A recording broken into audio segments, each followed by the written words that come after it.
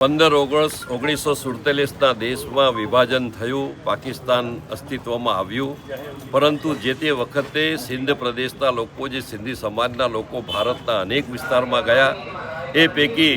અહીંયા સુરતમાં પણ રામનગર વિસ્તારમાં સિંધી સમાજ આવ્યો, વસ્યો. અને ત્યાર પછી આજે આટલા બધા વર્ષો પછી જ્યારે અહીંયાના એક શેરીનું નામ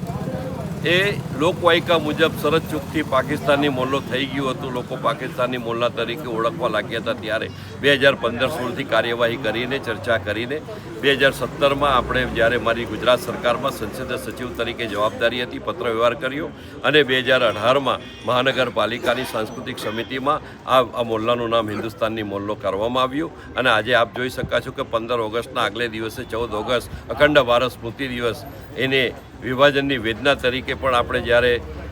એને આ વેદનાને વાચા આપવાનું કામ સૌથી વધુ સહન સિંધી સમાજે જ્યારે કર્યું હોય ત્યારે અહીંયા હિન્દુસ્તાની મોલ્લાની તકતીનું અનાવરણ કર્યું છે. હવે પછી આ મોલ્લામાં જે કોઈના રેશન કાર્ડ અથવા તો આધાર કાર્ડમાં પાકિસ્તાની મોલ્લો શબ્દ લખાયો હશે એને પણ દૂર કરીને અમે હિન્દુસ્તાની મોલ્લો કરવાઈશું.